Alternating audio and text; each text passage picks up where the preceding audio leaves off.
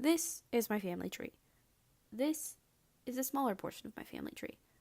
And this is my nuclear family, which consists of my dad, my mom, my sister Lena, my sister Kenda, and me. My dad was raised Catholic and my mom was raised a Baptist, but they joined the Methodist Church when my sisters and I were little because they thought that the Methodist Church would offer us more. As for our ethnicity, we're as Caucasian as they come. This is me. I was born at St. David's in Austin, Texas when I was 0 years old on October 23rd, 1999.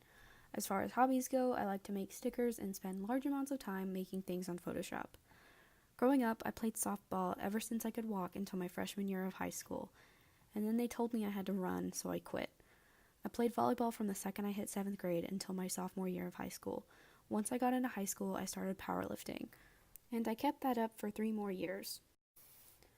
I do not currently have a place of worship at the moment, and I don't really know what I want to do for my future career. I'm planning on just going with the flow and moving to wherever life takes me.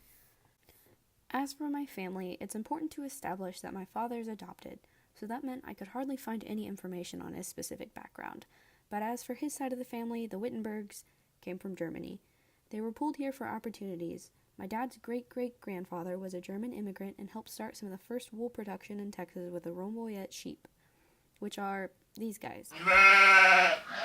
My dad's dad, who unfortunately passed away earlier this year, served in the Korean War, and his mom's dad, Lee Hardy Grippon, served in World War II and played on the Fightin' Texas Aggie football team.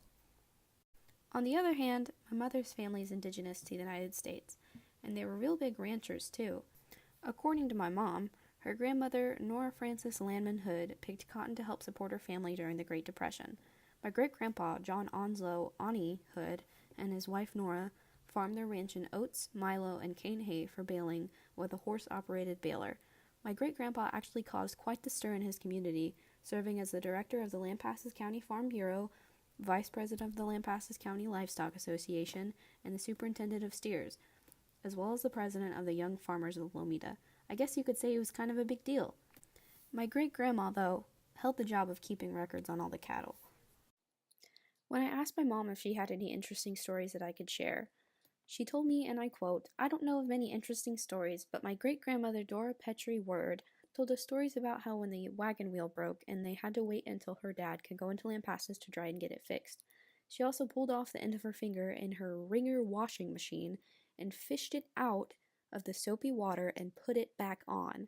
My grandma picked cotton for her family's ranch until her fingers bled," she said. "When I was a little girl, she had chickens, a milk cow, and a garden. We spent our days churning fresh butter from the cow's milk." At the beginning of this project, I mentioned that my family tree was large, but I didn't specify how large. I found out that I can actually trace my roots back to the 1700s in Hertfordshire, England.